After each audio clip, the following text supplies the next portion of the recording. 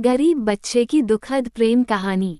कहानी एक छोटे से गांव के गरीब लड़के राजू की है, जो बचपन से ही जीवन की कठिनाइयों से जूझता रहा।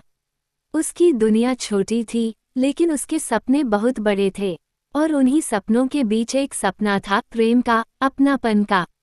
पर नियति ने उसे वो सुख कभी नहीं दिया जो वो दिल से चाहता था। गरीबी की गोद में जन्म। राजू का जन्म गांव के सबसे गरीब परिवार में हुआ था। उसका पिता रामदीन खेतों में मजदूरी करता था और मां सावित्री दूसरों के घरों में झाड़ू पोंछा कर पेट पालती थी। उनके घर में 2 वक्त की रोटी भी कभी कभी मुश्किल हो जाती। पढ़ाई तो जैसे एक सपना था, लेकिन राजू को पढ़ने का बड़ा शौक था। हर दिन वह गांव के सरकारी स्कूल में फटी पुरानी किताबें लेकर जाता, बिना चप्पल के नंगे पांव। लेकिन उसकी आंखों में चमक थी और दिल में लगन। उसी स्कूल में पढ़ती थी सोनल, मासूम दिल की पहली धड़कन। सोनल गांव के सबसे अमीर जमींदार की बेटी थी। सुंदरता, सादगी और मधुर व्यवहार से भरपूर। वो सबकी मदद करती और राजू की मेहनत देखकर उसकी इज्जत करती थी। राजू, जो हमेशा सिर झुकाकर चलता था, सोनल के सामने खुद को थोड़ा ऊंचा महसूस करता। धीरे धीरे वह मासूम सा रिश्ता दोस्ती में बदल गया। सोनल राजू को किताबें देती, होमवर्क समझाती और साथ बैठकर पढ़ती।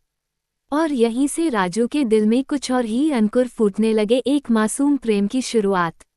दिल की बात। वक्त बीतता गया, दोनों 10वीं तक साथ पढ़े, लेकिन अब दोनों के रास्ते अलग हो रहे थे। सोनल शहर जाकर आगे पढ़ना चाहती थी, और राजू के घर की हालत इतनी खराब थी कि वो अब मजदूरी करने पर मजबूर था।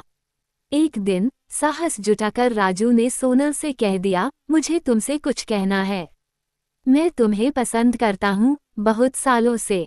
मैं जानता हूँ मैं तुम्हारे काबिल नहीं, लेकिन दिल को कैसे समझाऊं। सोनल की आंखें नम थीं।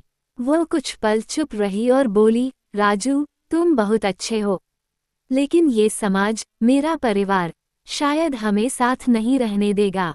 राजू ने मुस्कुराकर कहा, मुझे पता था, पर दिल से कहना जरूरी था।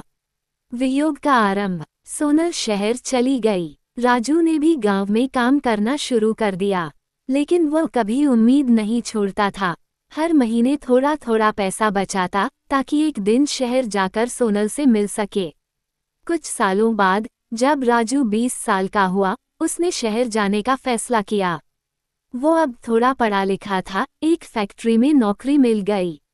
और फिर एक दिन उसने सोनल को ढूंढ निकाला, लेकिन तब तक बहुत कुछ बदल चुका था। टूटा हुआ सपना। सोनल अब एक कॉलेज में पढ़ा रही थी। उसका परिवार अब भी वैसा ही घमंडी और रूढ़िवादी था। जब राजू ने उससे मिलने की कोशिश की, उसने पहचान लिया, पर अब वो नजरों से बचने लगी। काफी समय बाद एक दिन सोनल ने साफ शब्दों में कहा, राजू, मैं अब किसी और से शादी करने वाली हूँ। पापा की पसंद है, और मैं विरोध नहीं कर सकती। तुम बहुत अच्छे हो, लेकिन अब बहुत देर हो चुकी है। राजू का दिल टूट गया। वो कुछ बोल नहीं पाया, खाली निगाहों से उसे देखता रहा, और बस धीरे से बोला, मैं तुम्हारी खुशी में खुश रहूंगा। अंत की ओर, राजू वापस गांव लौट आया। अब वो बहुत चुप रहने लगा था। माँ बाप की सेवा करने लगा। कभी कभी स्कूल जाता और बच्चों को पढ़ाता, खासकर गरीब बच्चों को। उसमें अब भी प्रेम था, पर अब खुद के लिए नहीं, दूसरों के लिए। एक दिन सोनल की शादी की खबर आई।